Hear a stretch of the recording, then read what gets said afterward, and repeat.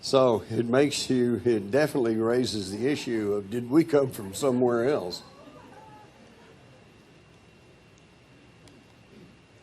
And again, not only is there evidence all around the world of flying machines and people flying through the air, but you've got all these carvings and drawings and everything else that just, quite frankly, do not appear to be human. Baalbek, that's a good one too.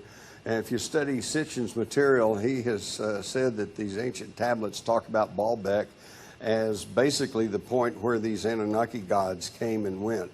And so the theory is these huge stones down here were a platform, a landing platform for craft. And the bigger stones on top and then the wall over here, they built a Roman city on top of this. So for the longest time, everybody thought that the Romans had made all this, but the Romans had no way of dealing with rocks of stones of that size. Here's an obelisk that they had quarried but never got placed in position. And you can see the size of it with all these people.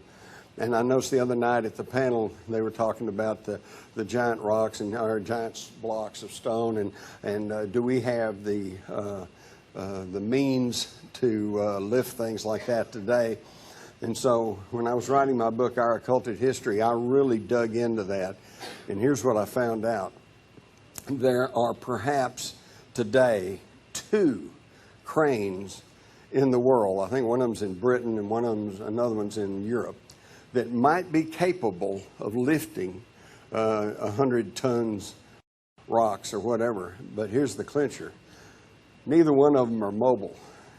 They can lift things, but they can't move them anywhere. And these stones at Baalbek, and just like Stonehenge and just like other places, they were quarried miles away. So lifting them's one thing. You can always argue that you roll them up on rollers and, keep running around with logs and get 2,000 people pushing on it and maybe move it around somewhere, but can you lift it? And even if you can lift it, can you move it somewhere? So we're right back where we started from, mysteries. But again, we find that the common denominator are these pyramids all around the world. Mexico, China. This photograph down here was taken about the time of World War II by pilots flying over China. Today, they got trees planted on it, and they're trying to act like, no, that's just a hill.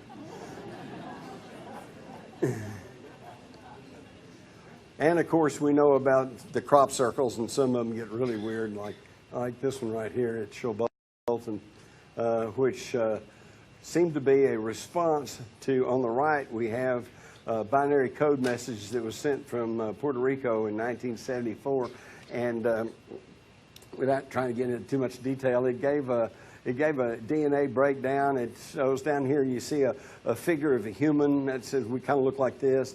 Right below that, you see the little kind of brownish objects. That represents the solar system with the big sun, and then Mercury, Mars, and then you can see the one lifted up above. That represents we're here. We're on the 3rd planet from the sun. We're from the Earth. So in 2001, we get this, looks like a copy of this Puerto Rico message back, except it's a little bit different. It's got different DNA sequence. I don't know why this thing's not working. And then where you see the human, you see something with a great big head and a little bitty body. It kind of looks like a deal. And then over here you see their solar system, and they're on the 4th, 5th, 6th planet, 7th planet. They really spread out over there. And apparently they are trying to send us a message. We know about all the strange skulls found all around the world, particularly in South America. And then that got me to thinking, because I know at one time I was at the Charlottenburg Castle there in Berlin and actually saw the real Nefertiti. And oh my God, it is beautiful. It is incredible. And of course, she's got this high hat on, like so many of them did. And it makes you wonder if perhaps these high conical hats and, the thing like the popes wear now is ceremonial, but they used to wear those all the time. Was this to cover up their tall, non-human skull?